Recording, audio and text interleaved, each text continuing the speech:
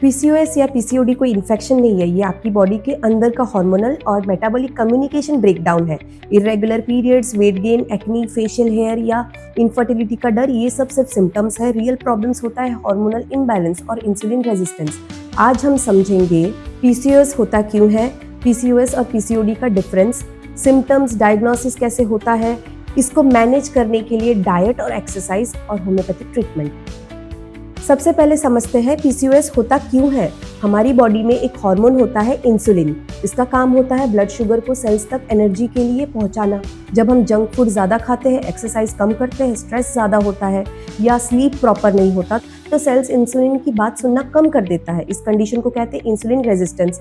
अब बॉडी को सेम काम करने के लिए ज़्यादा इंसुलिन बनाना पड़ता है। ये हाई इंसुलिन ओवरीज को एंड्रोजन यानी मेल हार्मोन्स टेस्टोस्टेरोन बनाने के लिए स्टिमुलेट करता है। साथ ही liver SHBG sex hormone binding globulin कम बनाता है। इससे फ्री टेस्टोस्टेरोन बढ़ जाता है। रिजल्ट, ओव्यूलेशन डिस्टर्ब हो जाता है, एग रिलीज नहीं होता, पीरियड्स इरेगुलर हो जाते हैं, एक्नी और फेशियल हेयर हो जाता है, बहुत सारा वेट बढ़ जाता है। इस मैकेनिज्म को मेडिकल साइंस में इंसुलिन एंड्रोजन एक्सिस कहा जाता है। पीसीओडी और पीसीओएस का डिफरेंस क्या होता है? पीसीओडी मेनली ओवेरियन डिसफंक्शन होता है, जो लाइफस्टाइल से काफी हद तक कंट्रोल कर सकते हैं, सिर्फ ओवरी में होता है। पीसीओएस एक हार्मोनल और मेटाबॉलिक डिसऑर्डर होता है जो पूरी बॉडी को इफेक्ट करता है और लॉन्ग टर्म कॉम्प्लिकेशन जैसे डायबिटीज, हाइपरटेंशन और इनफर्टिलिटी का रिस्क बढ़ा सकता है अगर इग्नोर किए तो हम। पीसीओएस के कॉजेस एक नहीं होते, इसमें genetic tendency, insulin resistance, chronic stress, sedentary lifestyle, abdominal obesity, sleep disturbance, thyroid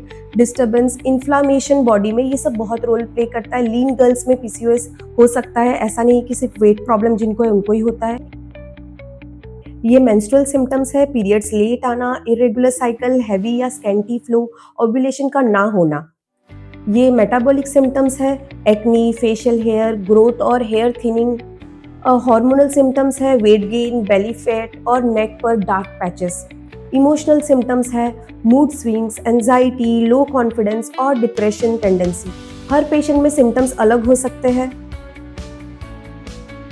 diagnosis सिर्फ अल्ट्रासाउंड से नहीं होता, डॉक्टर्स रॉटरडम क्राइटेरिया फॉलो करते हैं। इसमें से 3 में से 2 चीजें प्रेजेंट होनी चाहिए: irregular ovulation, high androgen symptoms या ब्लड रिपोर्ट और अल्ट्रासाउंड में पॉलिसिस्टिक ओवरीज दिखते हैं। इंपॉर्टेंट टेस्ट होते हैं LH, FSH ratio, serum testosterone, fasting insulin, thyroid profile और कुछ टेस्ट स्क्रीन पे है।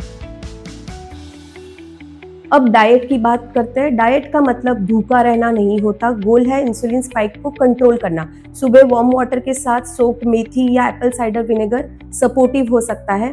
मेटाबॉलिज्म के लिए ब्रेकफास्ट प्रोटीन हैवी रखिए, मूंग दाल चिल्ला, पनीर, एग्स या oats with seeds. White bread, sugar, cereals और रिफाइंड शुगर को अवॉइड करें।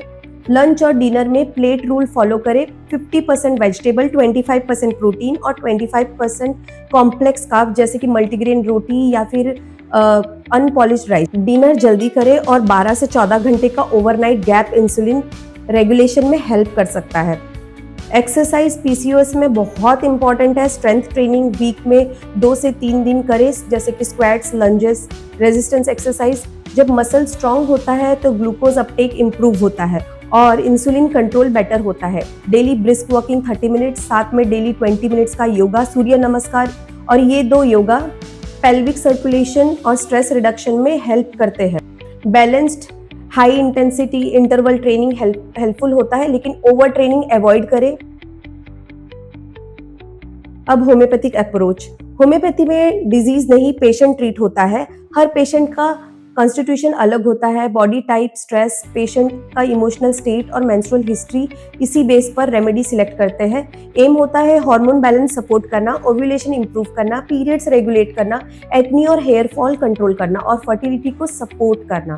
तो कुछ commonly used remedies: pulsatilla late periods और माइल्ड इमोशनल नेचर में, सेपिया इरिटेबिलिटी, हार्मोनल स्टेग्नेशन और पेल्विक हेवीनेस में, लाइकोपोडियम शुगर क्रेविंग, ब्लोटिंग और मेटाबॉलिक पैटर्न में, कैलकेरिया का ओबेसिटी और स्लो मेटाबॉलिज्म में, नेट्रोम्यू सप्रेस्ड इमोशन और हार्मोनल डिस्टर्बेंस में, थूजा सिस्टिक टेंडेंसी में, conium hard glandular cyst pattern में, पुफोरिनम ओवेरियम डिसफंक्शनल केसेस में। इंपॉर्टेंट बात, सेल्फ मेडिकेशन अवॉइड करें।